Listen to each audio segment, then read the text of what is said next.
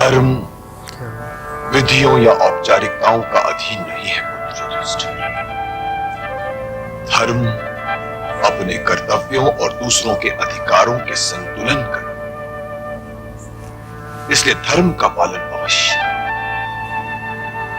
राजधर्म भी यही है, किंतु राजा का दायित्व नागरिक के दायित्व से कहीं अधिक।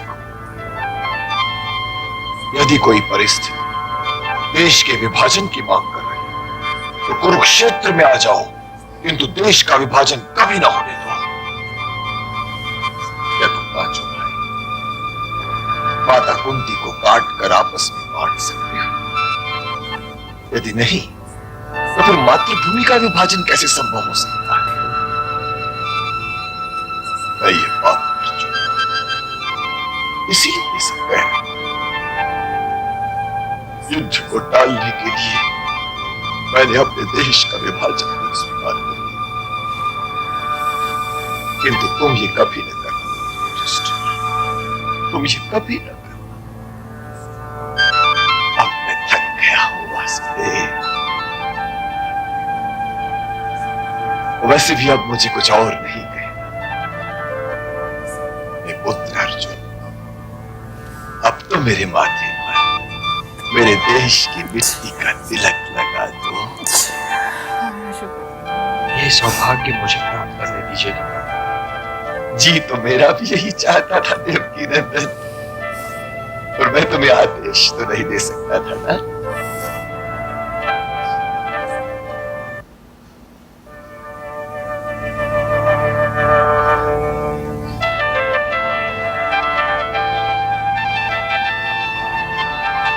बस अब जाने की आज्ञा दो वासुदेव।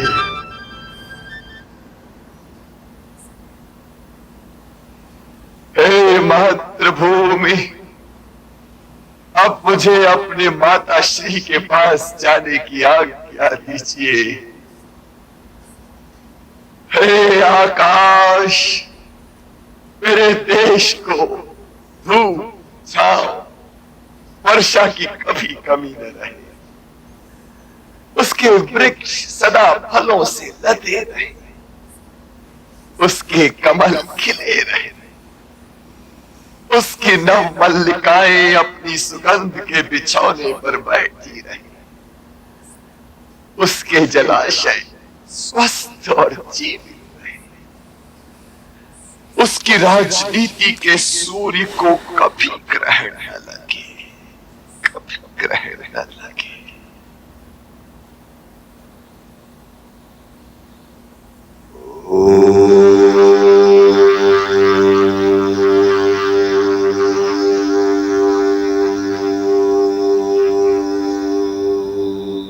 कितनी पावरफुल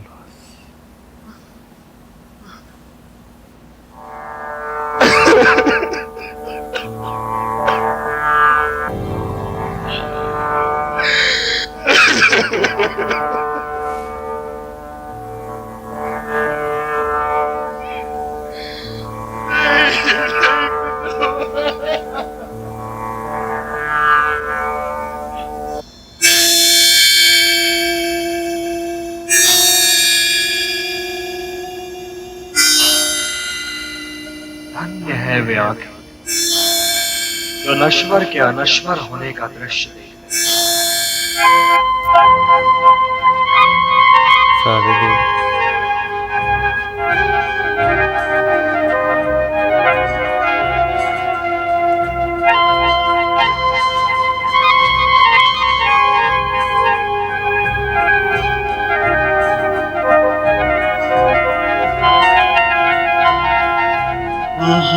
महाभारत सायुधन हो, महाभारत सायुधन हो, अन्याय की कोई बाई। महाभारत सायुधन हो, अन्याय की कोई बाई।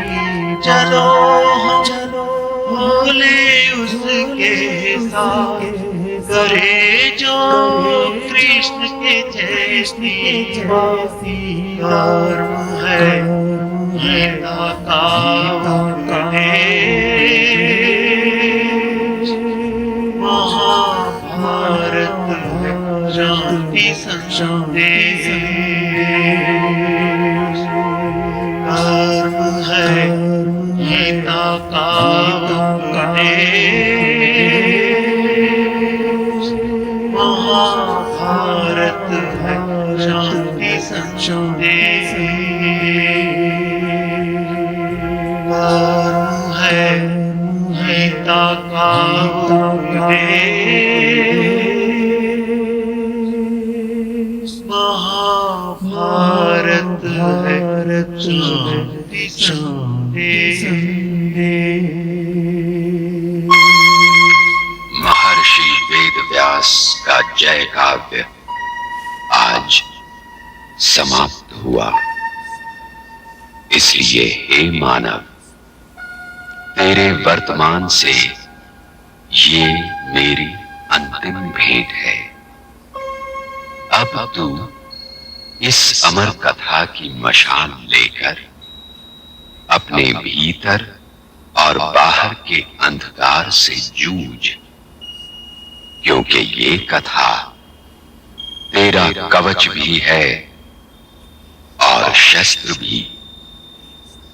इस कथा की मशाल अपने युग के धृतराष्ट्रों, दुर्योधनों और शकुनियों को पहचानने में तेरी सहायता करेगी। इस मशाल के प्रकाश में तू ये देख सकेगा कि अन्याय आज भी उतना ही ढीठ है जितना प्राचीन हस्तिनापुर में था। तू देख सकेगा कि धर्म ने अधर्म की चादर ओढ़ रखी है और तेरे द्रोणाचार्य भी अधर्म और अन्याय के शिविर में बैठे एकलव्यों के अंगूठे काट रहे हैं और उनका मौन साक्षी है कि वो द्रौपदी वस्त्र हरण में भागीदार हैं। हे मानव, तू इनसे हटकर अपना रास्ता बना, नहीं तो ये सूर्य पुत्र कर्ण की भांति तुझे भी अपने अंधकार में घसीट लेंगे।